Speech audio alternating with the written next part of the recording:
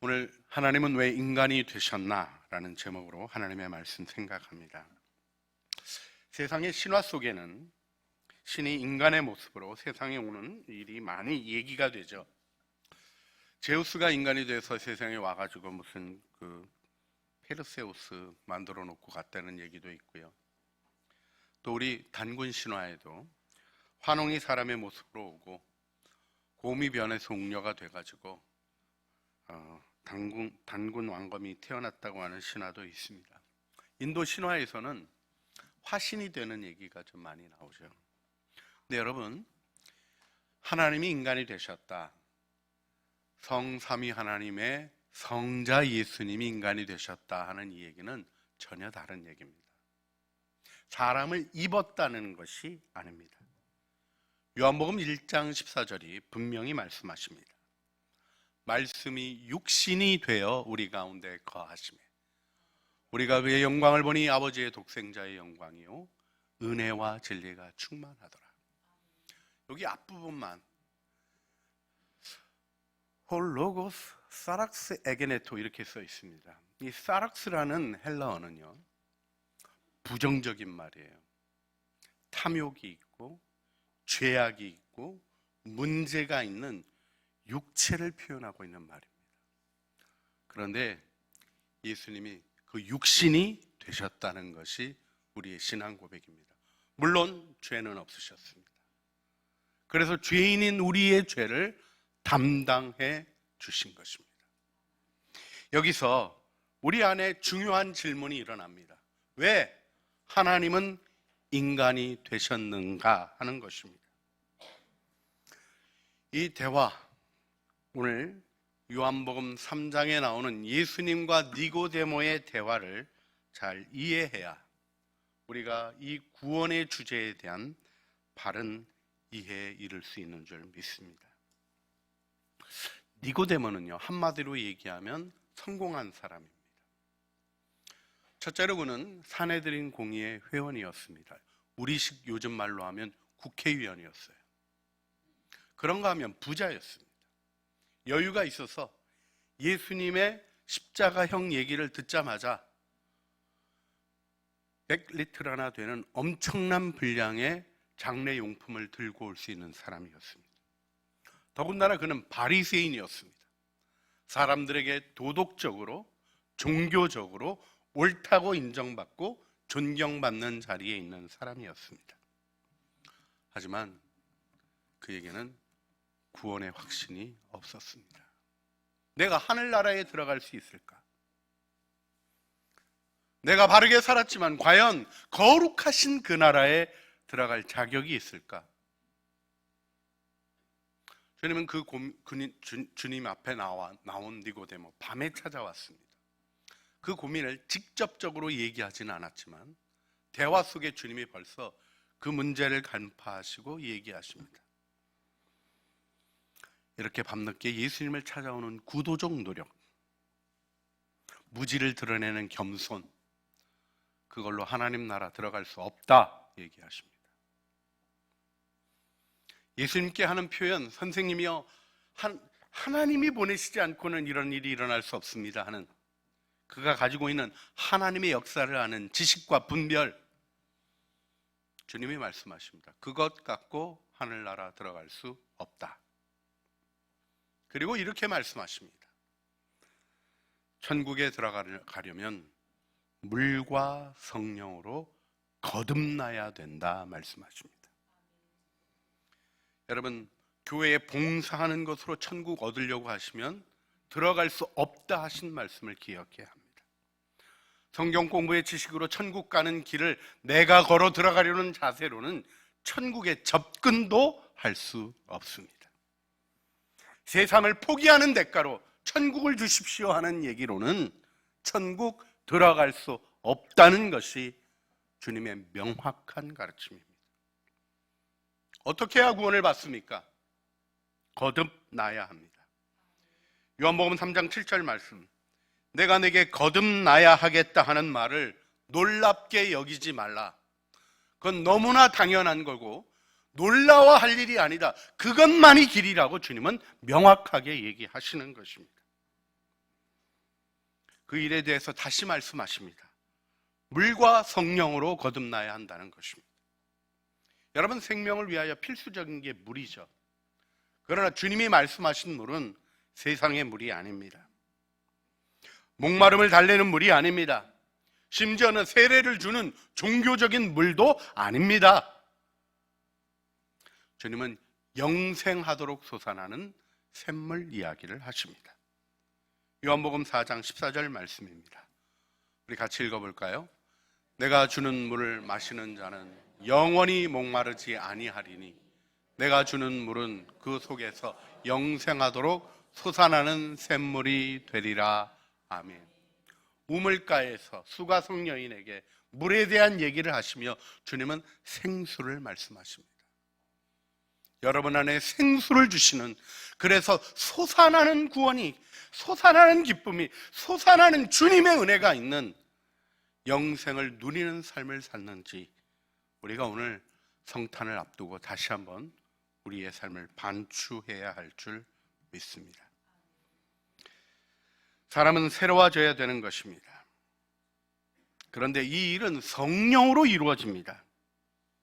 그래서 고린도전서 12장 3절은 이렇게 얘기합니다. 그러므로 내가 너희에게 말하노니 하나님의 영으로 말하는 자는 누구든지 예수를 저주할 자라 하지 아니하고 또 성령으로 아니하고는 누구든지 예수를 주라 할 수 없느니라. 아멘. 성령으로 말미암아 우리는 믿을 수 없는 것을 믿게 됩니다. 성령으로 말미암아 하나님의 구원을 받아들이게 됩니다. 그래서 골로새서 3장 10절에서는 새 사람을 입었으니 이는 자기를 창조하신 이의 형상을 따라 지식에까지 새롭게 하심을 입은 자니라 말씀하십니다. 할렐루야.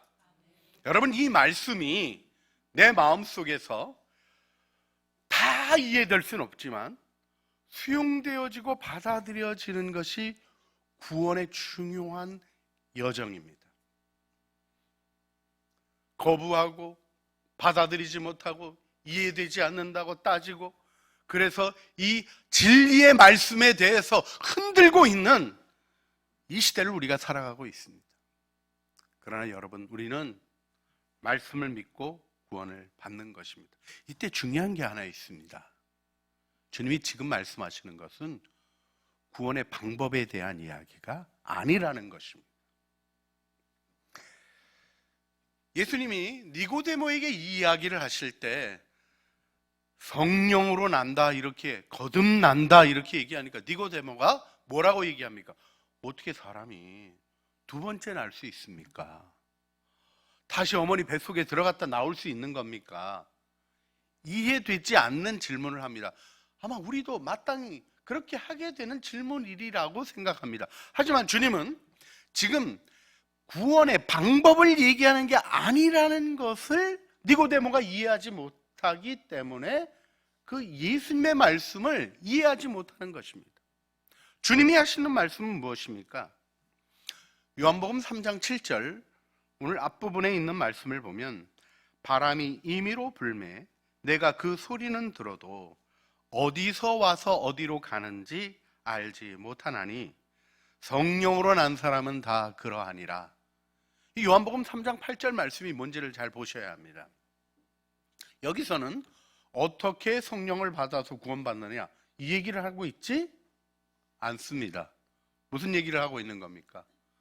구원받은 사람에게는 성령의 역사가 일어나는데 잘 모르지만 어디서 와서 어디로 가는지 우리 인지하고 생각하는 인간의 방법으로는 잘 모르지만 바람이 불면 바람 소리가 나는 것처럼 구원받은 자에게는 성령의 역사가 있게 된다 하시는 말씀을 하는 거죠.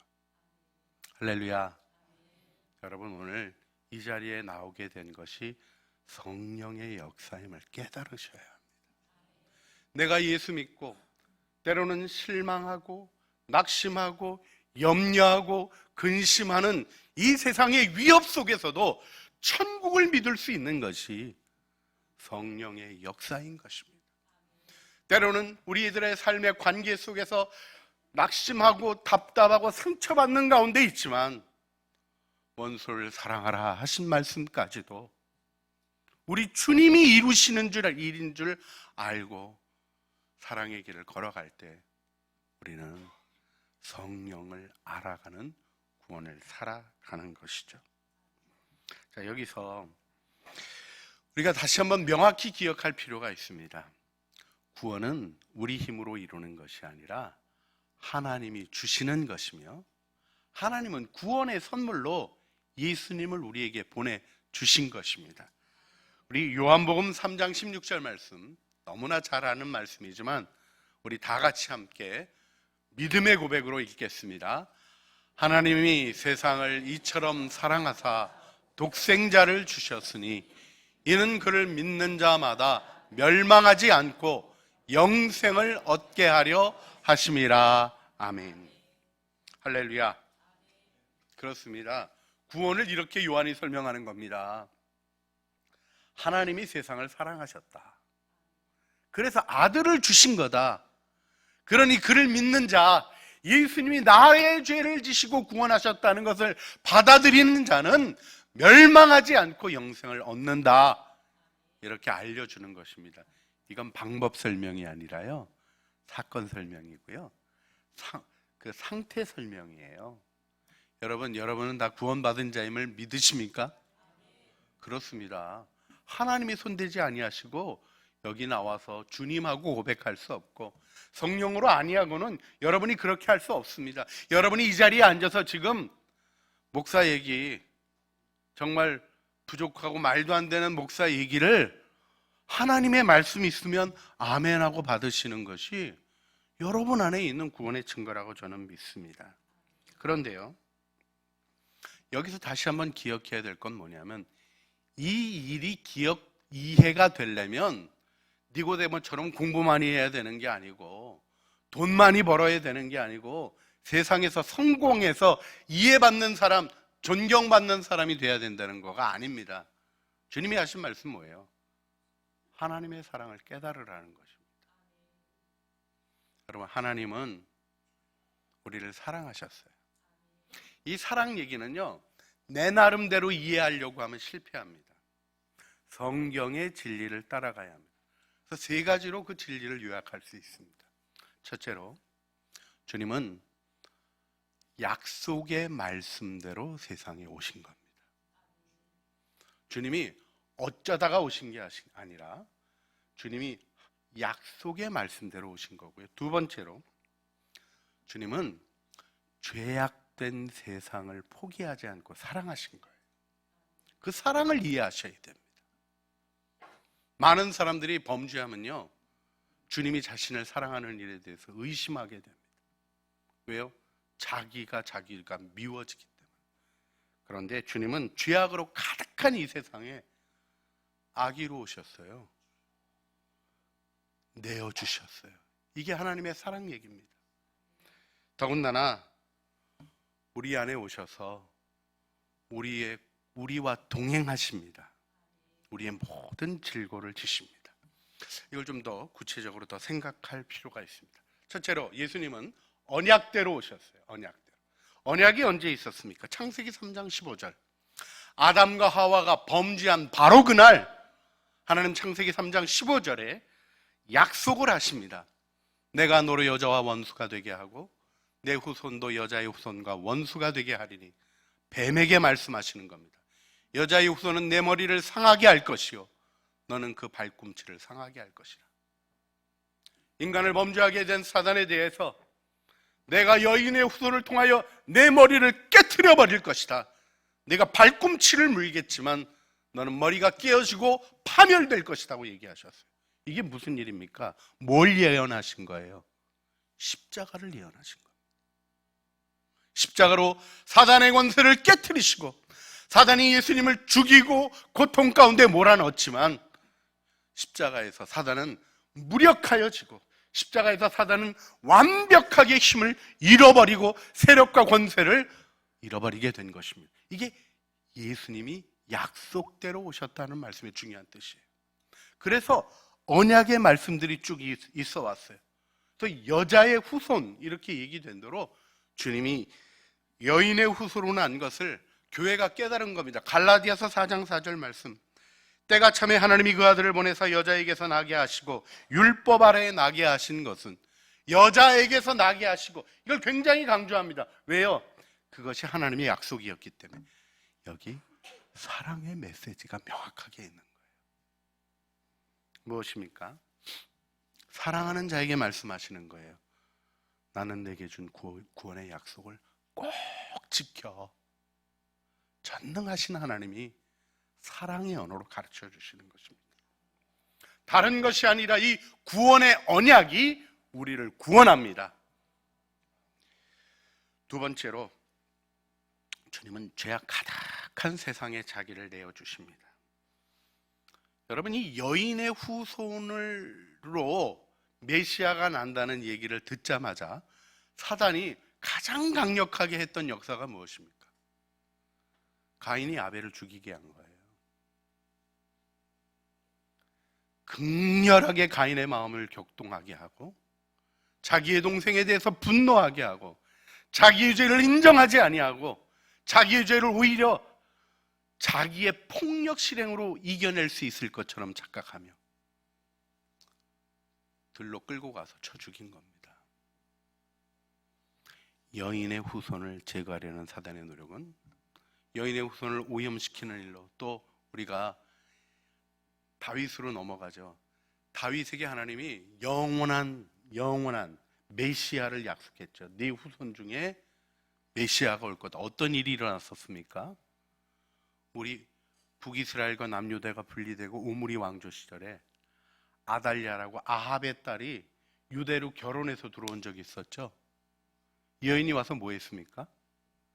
다윗의 씨를 다 죽이려고 했습니다. 자기의 아들이 죽자 몽땅 다 죽여서 다윗의 씨를 싹을 말리려고 했습니다. 하나님이 요시야를 숨겨두셔서 다윗의 씨가 이어지게 하십니다. 여러분, 예수님 오실 때 어떤 일이 일어납니까? 헤롯이 무엇을 계획했죠? 동방 박사들의 얘기를 듣고는 예수님 경배하러 가기로 결심했던 겁니까?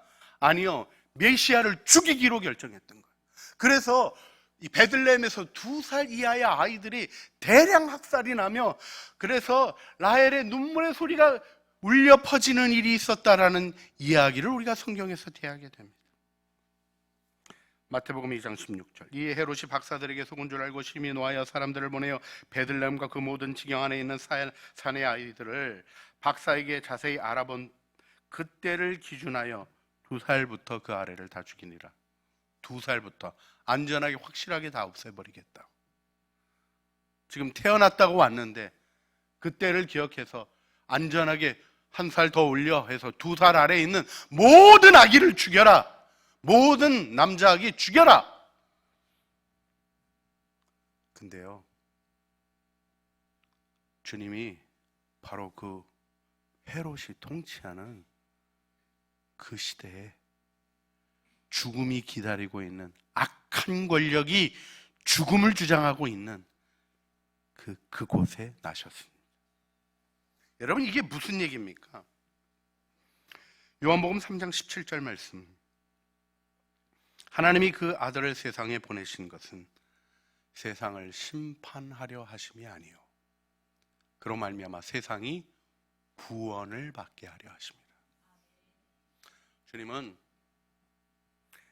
죄악된 세상을 끝장내시러 오신 게 아니라 어떻게 오셨다고요? 구원하러 오셨다는 거예요. 여러분, 이게 끝은 아닙니다. 다시 오실 때 주님은 분명히 공의를 세울 걸 말씀하셨어요. 하루를 천년을 하루같이 기다리시며 주님은 영원한 거룩한 악이 제거된 완전한 나라를 우리에게 약속하셨습니다. 그런데 구원을 위하여 처음 오셨을 때 주님은 이 악한 세상을 향하여 자기를 내어주신 거죠. 여기 있는 사랑의 메시지는 무엇입니까? 난 너를 포기할 수 없어 하는 말씀입니다. 이 사랑 속에 우리가 구원을 받은 것입니다. 그런데 성경이 증언하는 또 하나의 중요한 얘기는 하나님이 우리의 세상 안으로 들어오셨다는 얘기입니다. 오늘 요한복음 3장 18절 말씀 보면 그를 믿는 자는 심판을 받지 아니하는 것이요 믿지 아니하는 자는 하나님의 독생자의 이름을 믿지 아니하므로 벌써 심판을 받은 것이니라 하는 말씀을 하시며, 주님은 우리의 삶에 개입되신 것을 표현하고 있습니다. 그런데 여러분, 주님이 우리에게 오셔서 하신 일이 뭐죠? 임마누엘이 되신 거잖아요. 그죠? 그래서 또 우리 마태복음은 시작할 때 임마누엘이라 하리라 하시고, 또 맨 마지막에 승천하실 때 내가 세상 끝날까지 너희와 항상 함께 있으리라 약속하셨잖아요. 할렐루야. 근데 그 함께 있음이 뭔지 우리가 정말 깊이 다시 한번 사랑의 언어로 기억하셔야 합니다. 여러분, 사랑하는 아내가 병들면, 우리 요즘 참 갈렙의 멋진 어르신들께서 본을 보여주셨는데 어떻게 해요? 병원에 같이 들어가시죠. 마음이 없으신 분들은 마음을 바꾸세요. 같이 들어가야죠. 그게 사랑 아닙니까? 근데 여러분, 들어갔을 때 아무리 잘 섬겨도 그 병을 같이 짊어질 수 있나요? 없나요? 그죠? 고통을 좀 같이 하기는 하는 건데 고통 자체를 같이 질 수 있나요? 그 병을 내가 가져올 수 있나요? 저도요, 어떤 때 기도했어요. 간절한 마음으로. 하나님, 이분 살려주세요. 내 생명, 주님, 1년 이분한테 드릴게요. 살려주세요. 뭐 그런 기도까지 했어요. 같이 이렇게 선 사람이 그때 한 7명, 8명쯤 있었는데 다 그렇게 같이 기도했어요. 제가 시키지도 않았는데. 제발 이분 1년이라도 더 살려주세요. 그럼 7년이잖아요. 아니, 돌아가셨어요. 안 돼요. 대신할 수 없어요. 그런데요, 예수님은 어떤 분이십니까? 전능하신 하나님이 인간이 되셨기에 그 일을 하실 수 있는 거예요. 그 예언이 예수님 태어나기 오래전에 이사야에 기록이 되어 있습니다. 이사야 53장 4절부터 6절까지 제가 읽어드리겠습니다. 화면으로 안 띄워드립니다. 여러분이 잘 기억하셔야 돼요. 이 구절은 화면으로 뜨는 한 장면이 아니라 이 전 역사부터 후 역사까지 기록되어 있는 성경의 이야기의 한 구절입니다. 그는 실로 우리의 질고를 지고 우리의 슬픔을 당하였거늘 우리는 생각하기를 그는 징벌을 받아 하나님께 맞으며 고난을 당한다 하였노라. 그가 찔림은 우리의 허물 때문이요 그가 상함은 우리의 죄악 때문이라. 그가 징계를 받음으로 우리는 평화를 누리고 그가 채찍에 맞음으로 우리는 나음을 받았도다. 우리는 다 양 같아서 그릇 행하여 각기 제 길로 갔거늘 여호와께서는 우리 모두의 죄악을 그에게 담당시키셨도다. 이것이 하나님의 사랑인 것입니다. 여러분 기억하셔야 됩니다. 여러분 지금 무슨 고통을 당하시고 계십니까? 암이 걸리셨습니까? 주님이 여러분 안에 암 환자로 함께 하십니다. 그 모든 고통을 같이 짊어지시고 암 환자 되신 예수님 만나시기를 바랍니다. 여러분 그 모든 고통을 다 짊어지시고 재정적인 파탄이 난 예수님 만나시기를 바랍니다. 그 모든 것을 다 짊어지시고 실패한 인간이 된 나 자신과 동일시하시는 그 예수님을 만나시길 바랍니다. 예수님은 은혜를 공급하시는 겁니다. 우리의 죄를 가져가시고 우리의 고통을 가져가시고 우리의 아픔을 가져가시고 넌 살아라, 내가 죽을 테니 네가 살아라 하시며 우리의 삶에 동행하시는 것입니다. 그래서 구약으로부터 분명하게 있는 이야기가 무엇입니까? 주님이 우리의 고통에 함께 하신다는 것입니다. 여러분 이 일이 우리의 삶에 너무나 명확한 복음으로 서기를 바랍니다. 제가 지금부터 한 20여 년 전쯤 소개해드렸던 인물이 있습니다. 조니 에릭슨 타다라고. 이분이 17살에 체스피크만에서 다이빙 하다가 이 경추가 나가가지고 목 아래로 이 마비가 오신 분이에요. 온 교회가 그분 위해서 기도했습니다. 그런데 이분이 깨닫게 됩니다. 자기가 아무것도 할 수 없음을. 극심한 분노가 솟아올라오기 시작했던 일을 고백하셔요. 그러다가 예수님의 환상을 봅니다. 그 환상은 십자가에 못 박힌 채로 꼼짝 못하는 채로 뒤틀려 계신 예수님의 모습을 그녀가 보게 됩니다. 그리고는 이분이 용기를 가지고 삶을 살아가시기 시작합니다. 재활훈련 시작하셔요. 건강해지셔서 움직이셨냐고요? 아니요. 목만 움직이시는 거예요. 입에 붓을 물고 구족화가가 됩니다. 그리고 말이 되시니까 책을 내기 시작하셔서 계속해서 책을 내셨어요. 너무 유명해지셨죠. Johnny and Friend라고. 제가 소개해드릴 때만 해도 그때가 2000년 초반대였는데요. 2000명 넘는 미국에 있는 장애인들이 함께 참여하면서 헌신하는 위대한 봉사그룹까지 만들어내십니다. 잘 갔냐고요? 예, 너무 훌륭한 일을 하셨지만 결혼했다 실패도 하셔요. 오늘날 보니까 이름이 달라지셨더라고요. 미국은 남편 바뀌면 이름이 바뀌잖아요. 아버지 이름에서 남편 이름으로 바뀌셨어요. 근데 다시 또 보니까 조니 에릭슨 타다 아버지 이름으로 다시 돌아오셨어요. 실패하셨더라고요. 그런데 최근에 또 소망에 관한 책을 내셨습니다. 거기 이런 구절이 나옵니다. 나는 여전히 휠체어에 앉아 있습니다. 하지만 난 행복합니다. 왜요? 예수님이 함께 하시니까. 여러분, 우리 주님이 우리에게 오신 것은요, 신화적인 얘기가 아니라 여러분의 고통을 고치시고 새롭게 하시는 은혜임을 믿고 받아들이십시오. 그것이 구원이고 영광인 줄 믿습니다. 오늘은 주님 앞에 우리가 찬양하며 나가길 원합니다. 우리 찬양 인도자들 앞으로 나와 주시고요. 오늘 32장 우리 고백하는데, 먼저 시편 68편 19절 말씀, 시편 68편 19절 말씀 우리 같이 읽고 찬송 32장을 부르면서 예수님의 십자가를 마음에 떠올리고 이 오랜 찬양의 고백 속에 담겨있는 은혜를 우리가 함께 마음으로 받기를 원합니다. 먼저 읽습니다. 날마다 우리 짐을 지시는 주, 곧 우리의 구원이신 하나님을 찬송할지로다. 셀라.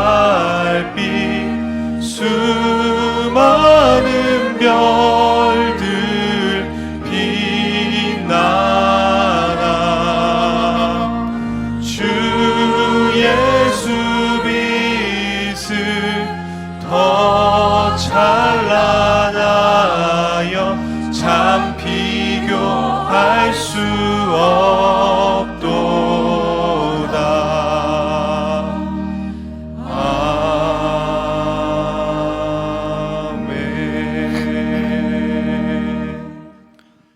하나님이 세상을 이처럼 사랑하사 독생자를 주셨으니 이는 그를 믿는 자마다 멸망하지 않고 영생을 얻게 하려 하심이라.